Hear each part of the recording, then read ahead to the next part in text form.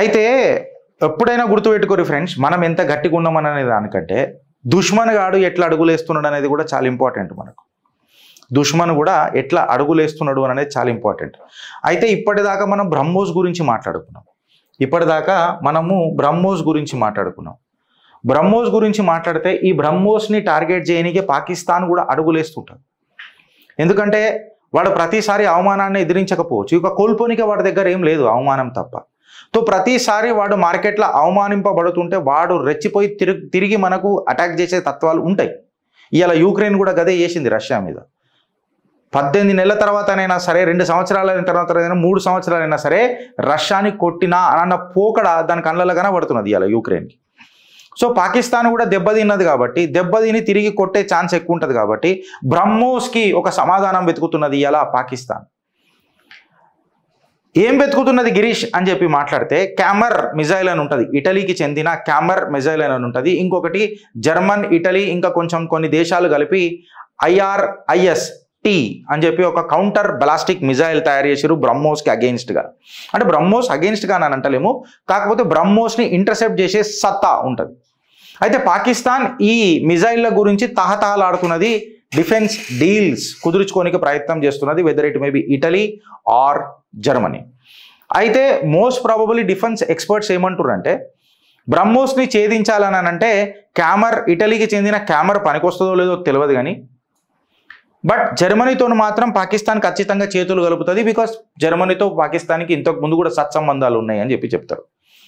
అయితే భారత్ యొక్క ఘాతక్ అస్త్రం ఏదైతే బ్రహ్మోస్ ఉన్నదో, ఇది ఆపరేషన్ సింధూర్లో ఏ రకంగా శత్రు దేశాలను చీల్చి చెండాడిందో మనం అందరం చూసినాం. పాకిస్తాన్ ఇంక్లూడింగ్ చైనా పరేషాన్ అయిపోయింది. ఎందుకనంటే advance air defence systems of China ఏవైతున్నాయో దీని ముంగట బలాదూర్ అయిపోయినాయి.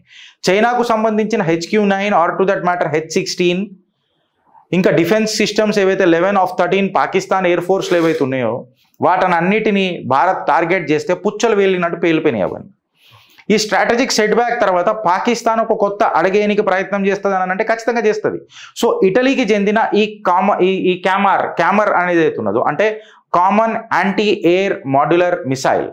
క్యామర్ అంటే common anti air modular missile, extended range. ER అంటే extended range. Common anti air modular missile of extended రేంజ్ని క్యామర్ అని అంటారు. ఇది ఇటలీకి చెందిన మిసైల్.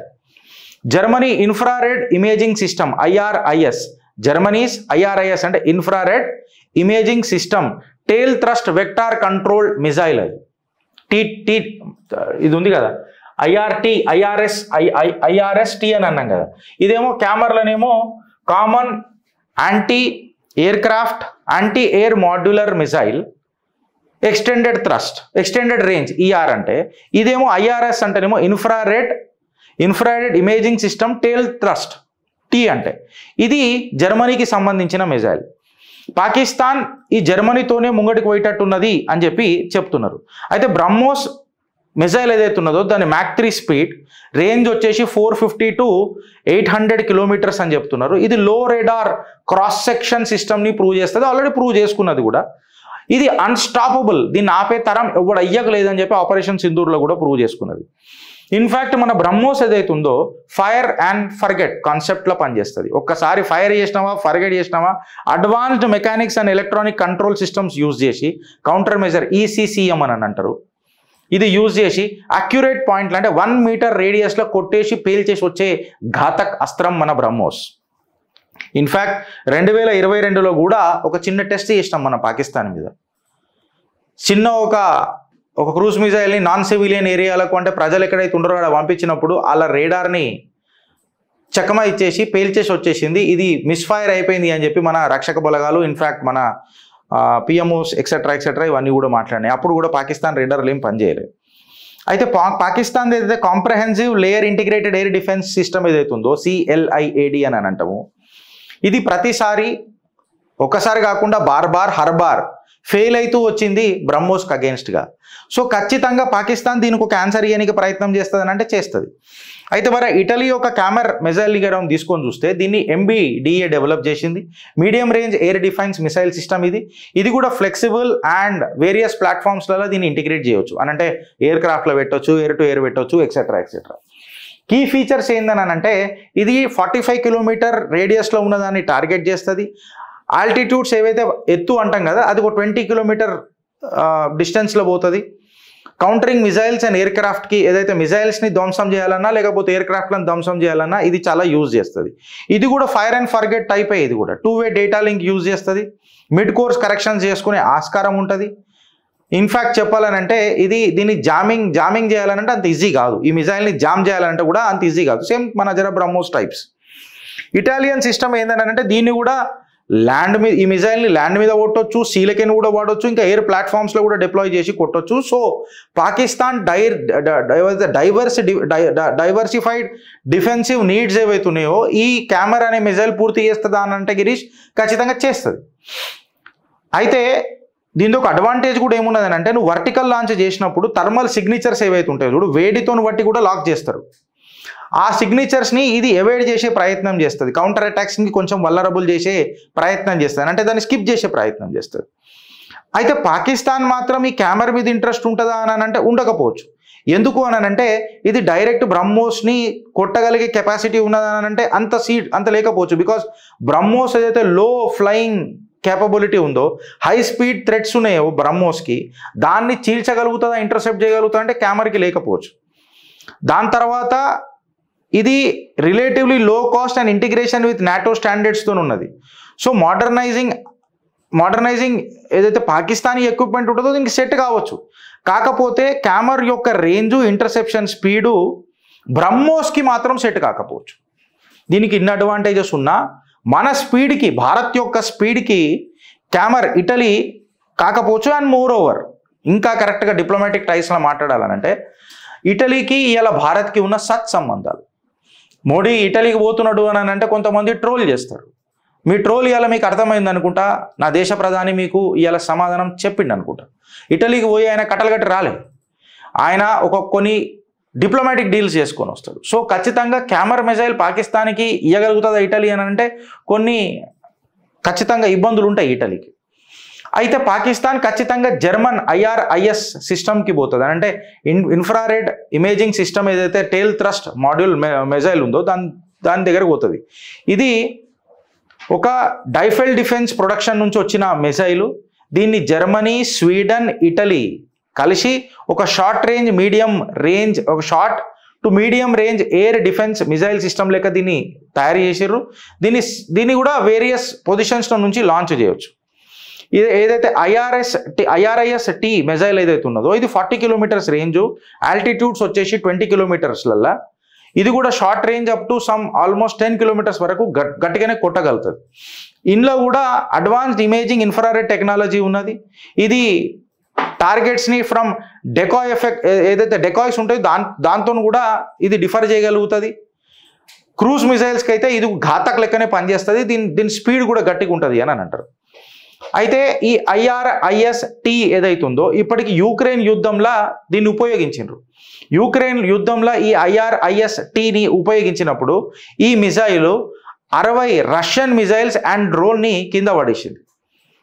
ఈ 60 మిజైల్స్ ఏవైతే పడేసినరో ఈ మిజైల్స్ ఏవో కాదు, P-800 ఆనిక్స్ అని చెప్పి మాట్లాడతారు. ఈ P-800 ఆనిక్స్ అని అంటే ఇది ఇంచుమించు మన బ్రహ్మోస్ లాంటి మిజైల్సే. సో ఆల్రెడీ ఒక ప్రూవెన్ టెక్నాలజీ జర్మనీ దగ్గర ఉన్నది కాబట్టి ఈ IRIS-Tని పాకిస్తాన్ దగ్గరికి తీసుకుంటుందా అని అంటే ఖచ్చితంగా దీన్నే తీసుకోనికి ప్రయత్నం చేస్తుంది. Because it is already proven technology. BrahMos లాంటి P-800 ఆనిక్స్ని ఇది కింద పడేసింది యుక్రెయిన్ యుద్ధంలో. అండ్ మోర్ ఓవర్ పాకిస్తాన్కి జర్మనీకి జర సత్సంబంధాలు గట్టిగానే ఉన్నాయి. జర్మనీ ఇంకా పాకిస్తాన్కి డిఫెన్స్ కోఆపరేషన్లో మంచి డీల్సే ఉన్నాయి. జర్మనీ స్ట్రాటజిక్ డైలాగ్ 2023 మనందరికీ గుర్తే ఉంటుంది. బైలాటరల్ ట్రేడ్ ఆఫ్ 3.3 బిలియన్ మనందరికీ గుర్తొచ్చే ఉంటుంది. ఇటలీస్ అలైన్మెంట్ విత్ నాటో మళ్ళా and stronger ties with India. ఇటలీకి ఈ భారత్తో మంచి సంబంధాలు ఉన్నాయి. సో కెమెరా భారత్కి ఎక్స్పోర్ట్ చేయకపోవచ్చు ఇటలీ.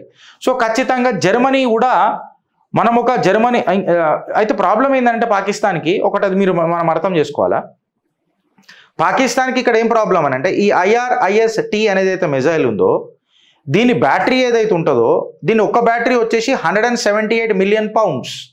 ఇది పాకిస్తాన్కి చాలా కాస్ట్లీ పడవచ్చు. అయితే పాకిస్తాన్కి మనలాగా సొంత ప్రొడక్షన్ పెట్టుకొని ఆత్మనిర్భరత అయ్యే ఛాన్స్ ఉందా అని అంటే అంత సీన్ లేదు. ఎందుకంటే ఒక ప్రొడక్షన్ ప్లాంట్ని పెట్టాలనంటే నీకు కోట్ల బిలియన్ల ఇన్వెస్ట్మెంట్ కావాలి. బిచ్చం ఎత్తుకునే చిప్పకుడు తినే ఈ ఫాల్తుగాన్లకు వీళ్ళు ఇప్పుడు ఇడికైనా ఇన్వెస్ట్మెంట్ చేస్తారు. సో అయితే భారత్కి కూడా జర్మనీకి కూడా మంచి సంబంధాలు ఉన్నాయి కదా గిరీష్. మళ్ళీ ఇటలీ ఏదైతే ఇటలీ భారత్తో సత్సంబంధాలు ఉన్నందుకు పాకిస్తాన్కి ఇస్తలేదు అని చెప్పి మనం ఆర్గ్యుమెంట్ చేస్తున్నాం. మళ్ళీ జర్మనీకి కూడా ఉన్నాయి కదా అని అంటే జర్మనీ మనస్తత్వం ఒకసారి మనం తెలుసుకోవాలి. ఒక 775I సబ్మెరీన్ ప్రాజెక్ట్లో భారత్ ఇంకా జర్మనీ కలిసి పనిచేస్తున్నాయి. కాకపోతే జర్మనీ ఇప్పటిదాకా ప్రూవ్ చేసింది ఏందని అంటే వాళ్లకు ఎకనామిక్ డీల్సే ఇంపార్టెంట్ డిప్లొమాటిక్ టైస్ కంటే ఎక్కువ. సో ఖచ్చితంగా IRIS టెక్నాలజీ ఏదైతే ఉందో, మిసైల్ ఉందో ఏదైతే ఉందో అది పాకిస్తాన్కి ఖచ్చితంగా అమ్ముతుందా అని అంటే పైసల కోసం జర్మనీ ఖచ్చితంగా అమ్ముతుంది. సో భారత్కి ఒక ఆన్సర్ ఇవ్వగలుగుతుందా అని అంటే ఇవ్వచ్చు, ఇవ్వకపోవచ్చు. బట్ బ్రహ్మోస్ కా బాప్ is ready to test fire. Project Vishnu is in the pipe line. So నువ్వు ఒక అడిగేస్తే నా భారత్ 3 అడుగులు వేస్తుంది రే బిచ్చపూడ.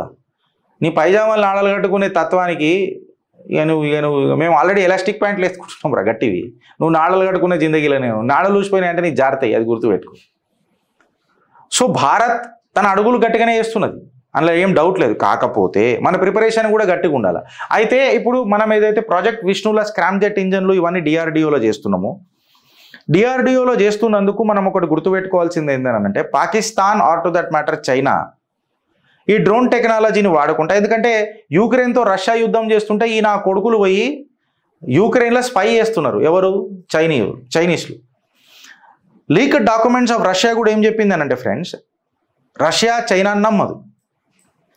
ఖచ్చితంగా భారతే తనకు ఒక ఫ్రెండ్ లాగా భావిస్తుంది. సో ఖచ్చితంగా ఈ చైనా ఇంతకు ముందు కూడా GPS మ్యాప్స్ ఏవైతే ఉండేనో, భారత్ యొక్క GPS మ్యాప్స్ ఏవైతే ఉండేనో పాకిస్తాన్కి ఇచ్చింది. అట్లనే కూడా మనకు ఇట్లాంటివి ఇచ్చింది. సో మన defence sectors or to that matter మన ఫైనాన్షియల్ క్యాపిటల్స్, మన ఆర్థిక ఏవైతే క్యాపిటల్స్ ఉన్నాయో, రాష్ట్రాలు లేకపోతే ప్లేసెస్ ఏవైతే ఉన్నాయో, ఎక్కడైతే ఎకానమీ బూస్ట్ అవుతుందో ఈ ప్లేసెస్ని జర మనం అప్రమత్తంగా ఉండాలి. ఎందుకంటే వాళ్ళకు సివిల్ వార్ చేసే ప్రయత్నం చేస్తుంది. పాకిస్తాన్ డైరెక్ట్గా భారత్తో పెట్టుకునే అంత సీన్ లేదు. సో పాకిస్తాన్ చేస్తున్న అడుగులకు భారత్ దగ్గర ఖచ్చితంగా సమాధానం ఉన్నది. కాకపోతే మనం అప్రమత్తంగా ఉండాలా, చెప్పుకోవాలా, మాట్లాడుకోవాలా. కాబట్టి ఇది మనం తీసుకొని వచ్చినాం ఫ్రెండ్స్. భారత్ మాతాకి జై.